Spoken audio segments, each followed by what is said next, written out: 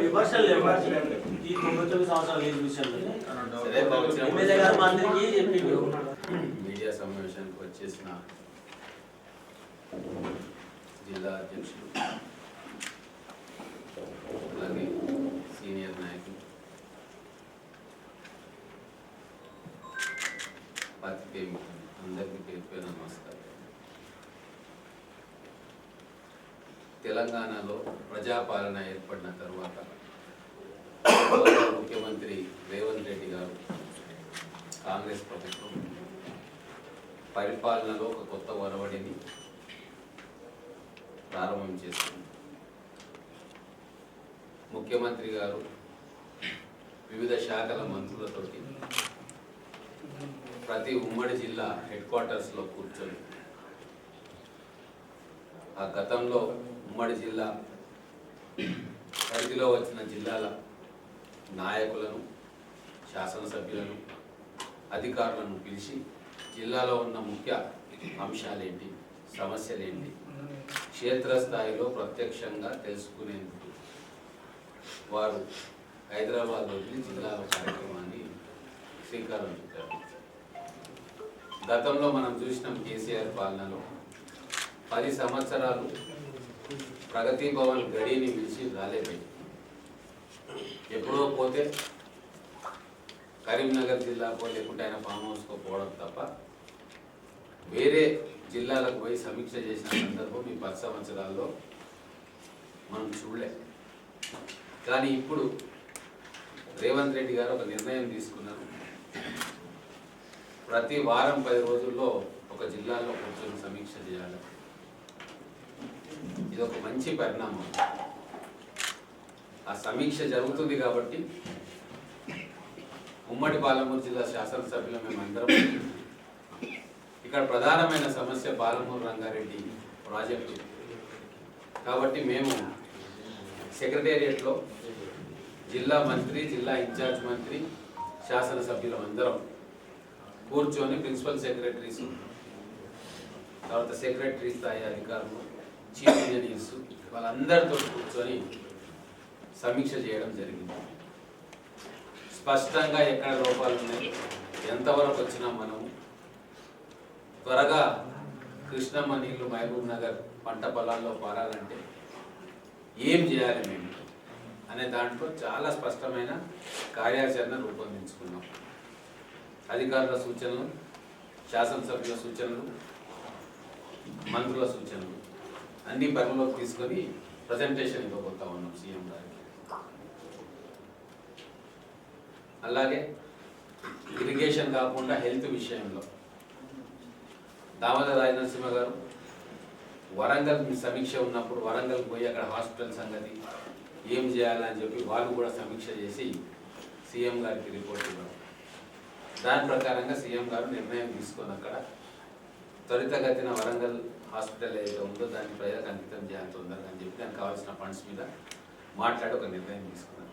ఇక్కడ కూడా మన ఉమ్మడి జిల్లా మొత్తానికి కూడా ఉపయోగపడేటట్టుగా ఇక్కడ ఉన్న హాస్పిటల్ను సూపర్ స్పెషలైజేషన్స్ కూడా దాంట్లో చేర్చి ఒక గొప్ప టీచింగ్ హాస్పిటల్గా దాన్ని మార్చడానికి దామోదర రాజనరసింహ గారు సమీక్ష సమావేశం నిర్వహించి ఈ హాస్పిటల్ లొకేషను దాన్ని మ్యాక్సిమం ఎట్లా యూజ్ చేయాలా, ముందర ఉన్న స్ట్రక్చర్స్ కొన్ని ఉన్నాయి, ఏమాత్రం కూడా హాస్పిటల్కు పనికిరాని స్ట్రక్చర్స్ ఉన్నాయి, అవి వాటిని కూడా తీసి హాస్పిటల్కి సంబంధించిన స్ట్రక్చర్స్ అక్కడ ఎట్లా చేయాలి, దేనికి ఇవ్వాలి అనే దాని మీద కూలంకషంగా అధికారులతో చర్చ జరిపింది.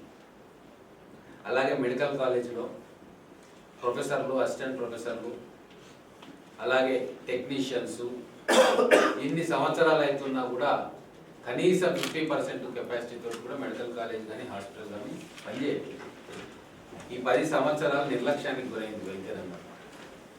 కేవలం కాంట్రాక్టర్లు బిల్లులు దొప్పుకోవడానికి శాంక్షన్ చేసి స్ట్రక్చర్స్ కట్టి వదిలేసింది తప్ప ఒక హాస్పిటల్ కావాల్సింది హ్యూమన్ రిసోర్సెస్.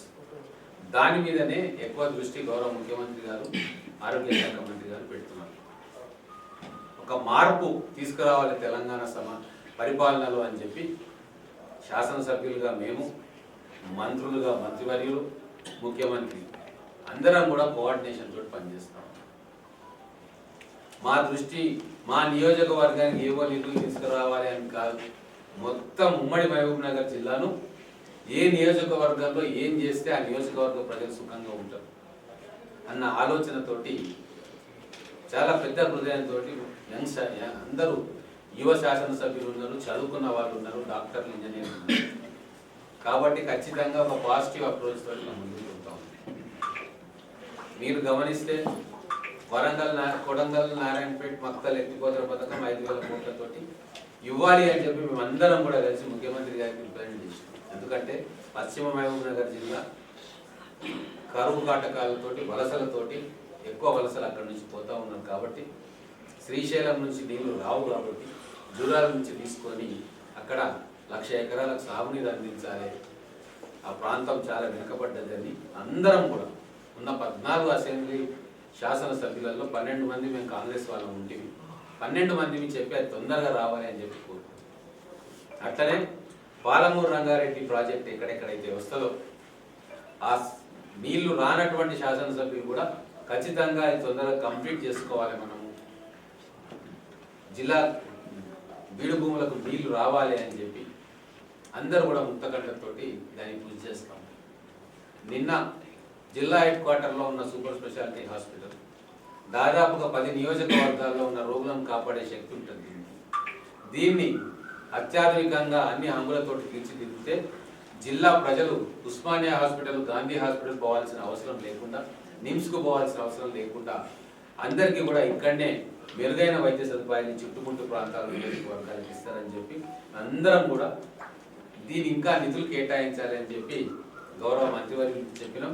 వారు కూడా దాన్ని సీరియస్గా తీసుకొని రేపు బడ్జెట్లో దానికి ఏం నిధులు కేటాయించాలని ఆలోచన చేస్తాం.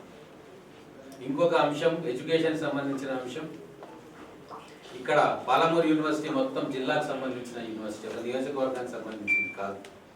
జిల్లాలో ఉన్న అన్ని కాలేజీలు పాలమూరు విశ్వవిద్యాలయం కిందికి వస్తాయి. సబ్ సెంటర్స్ కూడా ఏర్పాటు చేసుకున్నాం. కొల్లాపూర్లో ఒకటి, గద్వాల్లో ఒకటి, ఇట్లా రకరకాల ప్లేస్లో పీజీ సెంటర్స్ ఉన్నాయి. వాటి పర్యవేక్షణ కూడా పాలమూరు విశ్వవిద్యాలయం చూస్తుంది.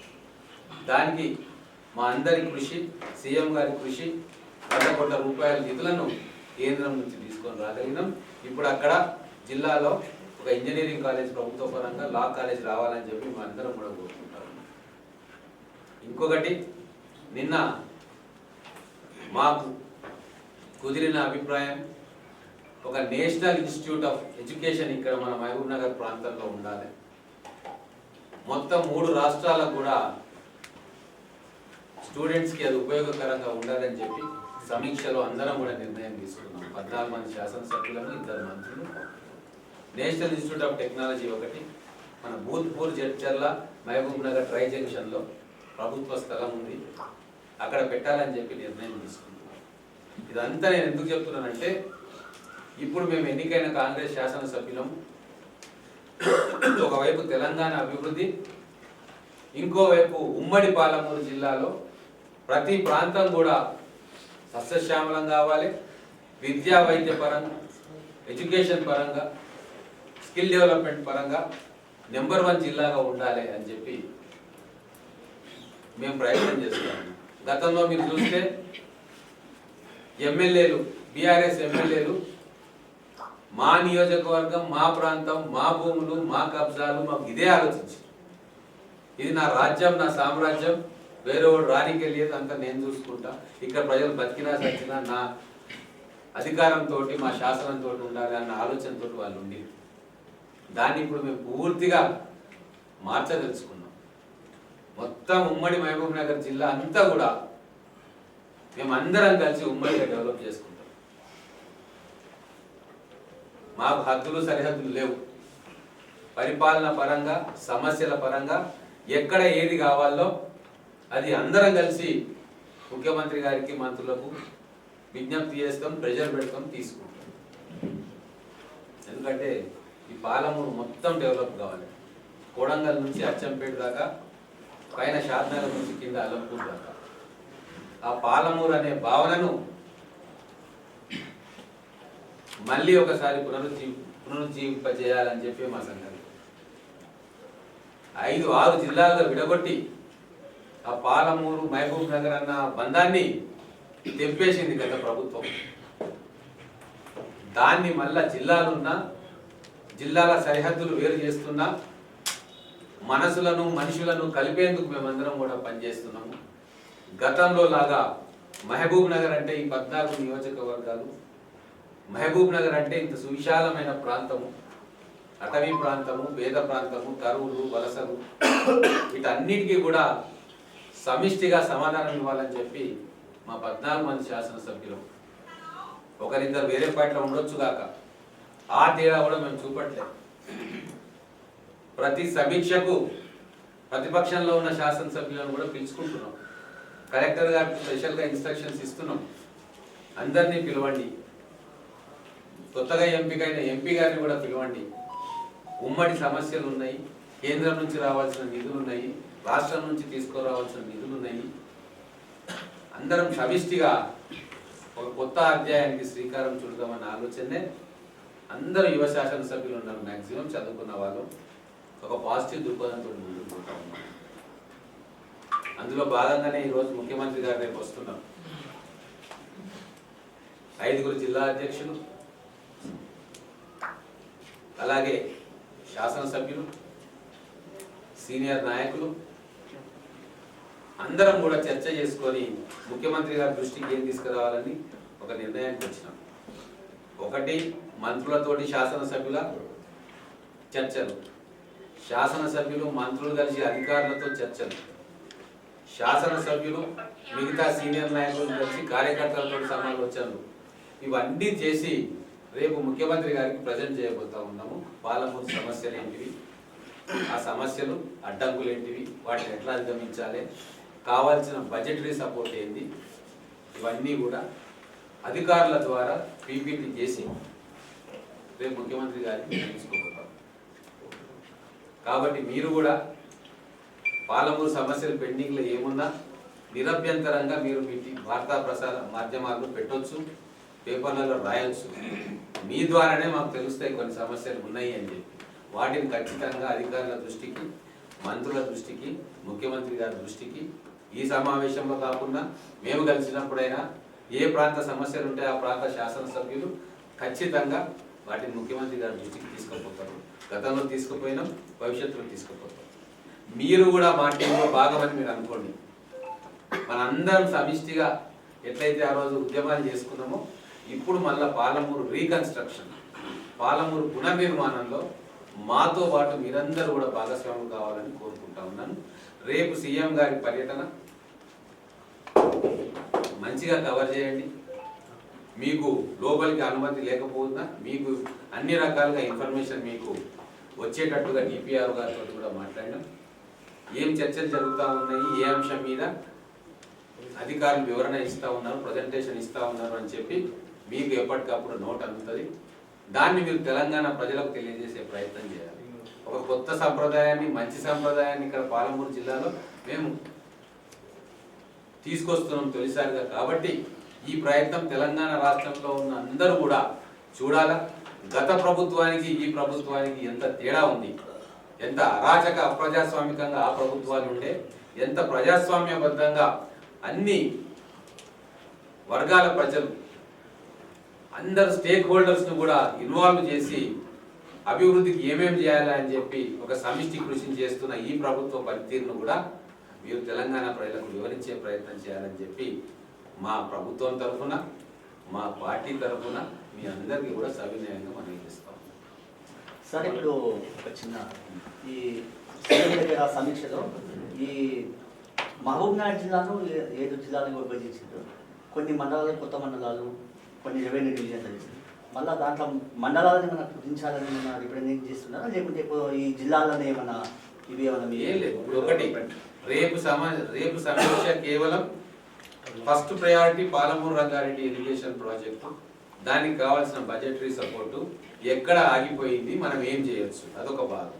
తర్వాత హెల్త్ విషయంలో మనం ఏం చేయొచ్చు, తర్వాత ప్రజలకు ఏ రకంగా మెరుగైన వైద్య సేవలు అందించాలి, తర్వాత ఎడ్యుకేషన్ విషయంలో ఏ కాన్స్టిట్యున్సీలో ఎటువంటి ఇన్స్టిట్యూట్స్ తీసుకురావాలా, పాలమూరు యూనివర్సిటీని ఎట్లా డెవలప్ చేయాలా, తర్వాత స్కిల్ డెవలప్మెంట్ సెంటర్లు ఏ ప్రాంతాల్లో పెట్టాలా, వాటికి కావాల్సిన ఆర్థిక వనరులు ఎట్లా కల్పించాలా, వీటి మీద ప్రధానంగా చర్చ ఉంటుంది. సమయం 3.5 గంటలు మాత్రమే ఉంటుంది కాబట్టి ఇంతకు మించి మనం చర్చ చేయలేము. కానీ ఏ విషయం మీ మా దృష్టికి పేపర్ ద్వారా కానీ పర్సనల్గా తీసుకొస్తే వాటిని మేము రిప్రజెంటేషన్ రూపంలో మా ముఖ్యమంత్రి గారికి అందిస్తాం. ముఖ్యంగా ఈ ఐదేళ్ళ అందరికీ నమస్కారం. ఈనాటి పత్రికా సమావేశంలో నాతో పాటు పాల్గొంటున్న సాచేర శాసనసభ్యులు శ్రీ ఎన్ఎం శ్రీనివాస్ రెడ్డి గారు, పిసిసి ప్రధాన కార్యదర్శి వినోదన్న గారు, సీనియర్ కాంగ్రెస్ నాయకులు ఎంపీ వెంకటేశ్వర గారు, జిల్లా కార్యదర్శి సిరాజ్ గారు, ఏపీసీ అధ్యక్షుడు రాహుల్ యాదవ్ గారికి, టౌన్ ప్రెసిడెంట్ లక్ష్మణ్ యాదవ్ గారు, మైనార్టీ ప్రెసిడెంట్ ఫయాజ్ గారికి, కృష్ణ గారికి, ముఖ్యంగా మా మీడియా మిత్రులకు అందరికీ కూడా పేరు పేరున హృదయపూర్వక ధన్యవాదాలు. ముఖ్యంగా ఈనాటి పత్రికా సమావేశం యొక్క ముఖ్య ఉద్దేశము మన పాలమూరు ముద్దుబిడ్డ గౌరవ ముఖ్యమంత్రి శ్రీ యనమల రేవంత్ రెడ్డి గారు రేపు అనగా 9వ తారీఖు మహబూబ్నగర్ పట్టణానికి వస్తూ ఉన్నారు. ఈ సందర్భంగా ఈ సమావేశాన్ని ఏర్పాటు చేయడం జరిగింది. ముఖ్యంగా ముఖ్యమంత్రి గారి పర్యటన వివరాలు ఏంటంటే, రేపు మధ్యాహ్నం 12:45 గంటలకు చాపర్ల వచ్చి కలెక్టరేట్ దగ్గర ల్యాండ్ కావడం జరుగుతుంది. తదనంతరం అక్కడ ఒక హాఫ్ అన్ అవర్ ఉమ్మడి జిల్లాకు సంబంధించిన ముఖ్య నాయకులతో ఇంటరాక్షన్ ఉంటుంది. తదనంతరము కలెక్టరేట్లోనే మహబూబ్నగర్ కలెక్టర్ అధ్యక్షతన ముఖ్యంగా ఇరిగేషన్, విద్య, వైద్యం, అదేవిధంగా ఉమెన్ ఎంపవర్మెంట్కి సంబంధించి ఉమ్మడి జిల్లాలో ఉన్న 14 నియోజకవర్గాలకు సంబంధించిన ఇష్యూస్ మీద ముఖ్యమంత్రి గారు రివ్యూ చేయడం జరుగుతుంది. ముఖ్యంగా గత ప్రభుత్వంలో పూర్తిగా నిర్లక్ష్యానికి గురైన ఇరిగేషన్ కానీ, హెల్త్ కానీ, ఎడ్యుకేషన్ విషయంలో ముఖ్యమంత్రి గారు పెద్ద ఎత్తున దృష్టి సారించి దానిపైన రివ్యూ చేయబోతా ఉన్నారు. ఎక్కడైతే పెండింగ్ ప్రాజెక్టులు ఉన్నాయో, ముఖ్యంగా పాలమూరు రంగారెడ్డి, నెట్టెంపాడు, భీమా ఫేజ్ 1, ఫేజ్ 2, అదేవిధంగా కోయిల్ సాగర్ లిఫ్ట్ ఇరిగేషన్ కానీ, కోయిల్ సాగర్ పెండింగ్ పనులు కానీ, మరియు కల్వకుర్తి లిఫ్ట్ ఇరిగేషన్కి సంబంధించిన పెండింగ్ పనుల విషయంలో ఆ వర్క్లన్నీ ఎందుకు పెండింగ్ ఉన్నాయి, గత ప్రభుత్వంలో ఎందుకు నిర్లక్ష్యానికి గురైనాయి అనే విషయాల మీద పూర్తి స్థాయిలో ముఖ్యమంత్రి గారు రివ్యూ చేయబోతా ఉన్నారు. అదేవిధంగా పాలమూరులో ముఖ్యంగా గత పాలకులు, ఈ రాష్ట్రాన్ని పాలించిన బీఆర్ఎస్ నాయకులు 10 సంవత్సరాలుగా విద్యా వైద్యాన్ని పూర్తిగా నిర్లక్ష్యానికి గురి చేసింది. ఎక్కడ కూడా ఒక దగ్గర కూడా కొత్తగా ఎడ్యుకేషనల్ ఇన్స్టిట్యూషన్స్ తీసుకురాకలేకపోవడము, అదేవిధంగా మెరుగైన వైద్యం అందించాలనే లక్ష్యంతో ఎక్కడ కూడా హాస్పిటల్స్ను రెనోవేట్ చేయడం కానీ, కొత్త హాస్పిటల్స్ను పెట్టడం కానీ, ఉన్న హాస్పిటల్స్ను అట్లీస్ట్ అప్గ్రేడ్ చేయడం కూడా జరగలేదు. దానివల్ల ఉమ్మడి మహబూబ్నగర్ జిల్లాలో పెద్ద ఎత్తున ప్రజలు తీవ్ర ఇబ్బందులు పడుతూ ఉన్నారు. చిన్న రోగం వచ్చినా కూడా హైదరాబాద్కి పోయి చూపించుకోవాల్సిన పరిస్థితులు ఏర్పడ్డాయి. కాబట్టి ఇవన్నీ కూడా మా ఉమ్మడి జిల్లాకు సంబంధించిన ఎమ్మెల్యేలు అందరము ముఖ్యమంత్రి గారి దృష్టికి తీసుకెళ్లడం జరిగింది.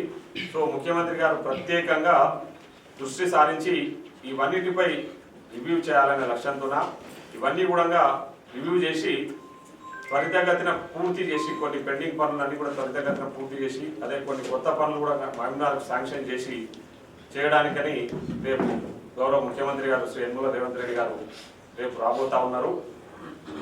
ఈ కార్యక్రమానికి ఉమ్మడి జిల్లాకు సంబంధించిన ఎమ్మెల్యేలు అందరూ కూడా పాల్గొంటా ఉన్నారు. అదేవిధంగా 5 జిల్లాలకు సంబంధించిన కలెక్టర్సు, సంబంధిత శాఖలకు సంబంధించిన ముఖ్య అధికారులు కూడా ఈ రివ్యూ మీటింగ్లో ముఖ్యమంత్రి గారితో పాల్గొనబోతా ఉన్నాం. సో పారదర్శకంగా చాలా ట్రాన్స్పరెంట్గా ఎక్కడెక్కడ గత ప్రభుత్వాలు తప్పిదాలు జరిగినాయో ఆ తప్పిదాలన్నీ కూడా సరిచేసి ప్రజలకు అన్ని రకాల వసతులు కల్పించాలి, విద్యా వైద్యం అందించాలి, అదేవిధంగా ఇరిగేషన్ త్వరితగతిన పూర్తి చేసి, పాలమూరు రంగారెడ్డిని పూర్తి చేసి మహబూబ్నగర్ జిల్లా ప్రజలకు సాగునీరు అందించాలనే లక్ష్యంతో ముఖ్యమంత్రి గారు చాలా కృతనిశ్చయంతో ఉన్నారు. కాబట్టి సో ఆ కార్యక్రమాన్ని తీసుకోవడానికి కోసమనే రేపు ఈ రివ్యూ మీటింగ్ ఏర్పాటు చేసుకున్నాము. దాంట్లో భాగంగా రేపు ముఖ్యమంత్రి గారు వస్తా ఉన్నారు. కాబట్టి నేను ఇక్కడ ఉన్న పాత్రికేయ మిత్రులను కానీ, అదేవిధంగా ఉమ్మడి జిల్లాకు సంబంధించిన ముఖ్య నాయకులు, కార్యకర్తలు అందరూ కూడా రేపటి కార్యక్రమానికి రావాల్సిందిగా కోరుతా ఉన్నాం. రివ్యూ మీటింగ్ అనంతరము 5 గంటలకు ఏఎస్ఎన్ గార్డెన్లో, అక్కడే పక్కనే ఉన్న ఏఎస్ఎన్ గార్డెన్లో పబ్లిక్ మీటింగ్ కూడా ఒకటి పెట్టబోతా ఉన్నాం. అంటే కార్యకర్తల సమావేశం, ఓన్లీ ముఖ్య కార్యకర్తల సమావేశాన్ని, పబ్లిక్ మీటింగ్ మీన్స్ ముఖ్య కార్యకర్తల సమావేశాన్ని ఏర్పాటు చేసి అక్కడ కార్యకర్తల సమావేశంలో ముఖ్యమంత్రి గారు కార్యకర్తలు, కాంగ్రెస్ పార్టీ కార్యకర్తలు, నాయకులకు ఉద్దేశించి కూడా ప్రసంగించడం జరుగుతూ ఉందని చెప్పేసి ఈ సందర్భంగా తెలియజేస్తాం. Thank you. నడుస్తుంది. ప్రభుత్వం కూడా దీన్ని తాగునీటి ప్రాజెక్టుగా కాకుండా సాగునీటి ప్రాజెక్టుగా కన్వర్ట్ చేయించి రైతులకు నీళ్లు అందించాలనే లక్ష్యంతో మేము ప్రయత్నం చేస్తూ ఉన్నాం. ఖచ్చితంగా రాబోయే రోజుల్లో దాన్ని సాగునీటి ప్రాజెక్టుగానే మనం ట్రీట్ చేయాల్సి ఉంటుంది. ఖచ్చితంగా ఆ ప్రయత్నాలు మేము అంటే దానికి సంబంధించిన పర్మిషన్స్ అన్ని కూడా తీసుకురావడానికి ప్రయత్నం చేస్తూ ఉన్నాం. ఆ ప్రయత్నంలో తప్పకుండా మేము సఫలీకృతమైన అయితామని కూడా ఈ సందర్భంగా తెలియజేస్తా ఉన్నాం. సో గత ప్రభుత్వం అదే కదా మేము చెప్తా ఉన్నది, తప్పుడు సమాచారాలు ఇచ్చి ప్రజలను మోసం చేయడమే ప్రధానంగా వాళ్ళు చేశారు. కాబట్టి ఇవన్నీ ఉన్నాయి. సో మేము పారదర్శకంగా చాలా ట్రాన్స్పరెంట్గా, ముఖ్యంగా హెల్త్ విషయంలో కూడా మా దగ్గర నేషనల్ లైన్ ఉంటుంది. సో ముఖ్యమంత్రి గారు, గౌరవనీయులు ముఖ్యమంత్రి గారు ఏం ఆలోచన చేస్తా ఉన్నారంటే కొన్ని ట్రామా సెంటర్స్ కూడా పెట్టి, ఎందుకంటే ఏదైనా యాక్సిడెంట్స్ అయితే ఎమర్జెన్సీ టైంలో ప్రభుత్వమే వాళ్ళను ఆదుకునే విధంగా అక్కడికక్కడ హైవేలలో కూడా కొన్ని ట్రామా సెంటర్స్ పెట్టాలని ఆలోచన కూడా చేస్తాను. అవన్నీ కూడా రేపు ఇప్పుడు మీరు కూడా రేపు చూస్తారు రేపటి ఈ రివ్యూ మీటింగ్లో. సో ఇవన్నీ కూడా చర్చకు వస్తాయి. పాలనను ఏ విధంగా అభివృద్ధి చేయాలి, ఏ విధంగా అభివృద్ధి పదంలో నడిపించాలనే లక్ష్యంతోనే ముఖ్యమంత్రి వస్తూ ఉన్నారు. ముఖ్యమంత్రి గారితో పాటు మా గౌరవ ఇరిగేషన్ శాఖ మంత్రి గారు, అదేవిధంగా ఇన్ఛార్జ్ మంత్రి హెల్త్ మినిస్టర్ దామోదర రాజనరసింహ గారు, జూపల్లి కృష్ణారావు గారు, planning board vice chairman Chinnareddy గారు, తదితర ముఖ్య నాయకులు అందరూ వస్తున్నారు. జితేందర్ రెడ్డి సలహాదారు, అదేవిధంగా చాలామంది ఇంకా మిగతా మంత్రులతో కూడా మేము మాట్లాడుతూ ఉన్నాం. ఇరిగేషన్ మన R&D మినిస్టర్ వెంకటరెడ్డి గారు కూడా వచ్చే అవకాశం ఉంది. సో వీళ్ళందరూ కూడా రేపటి దాంట్లో భాగస్వాములు అవుతా ఉన్నారు. కాబట్టి మిమ్మల్ని పాత్రికా మిత్రులను కూడా రేపటి సమావేశంలో భాగస్వాములు కావాలి. ఇది ప్రత్యేకంగా మేము దీన్ని ట్రీట్ ఇట్ యాజ్ పర్సనల్ ఆహ్వానం అని చెప్పేసి మీరు భావించాల్సిందే కోరుతూ సెలవు తీసుకుంటాం. ధన్యవాదాలు.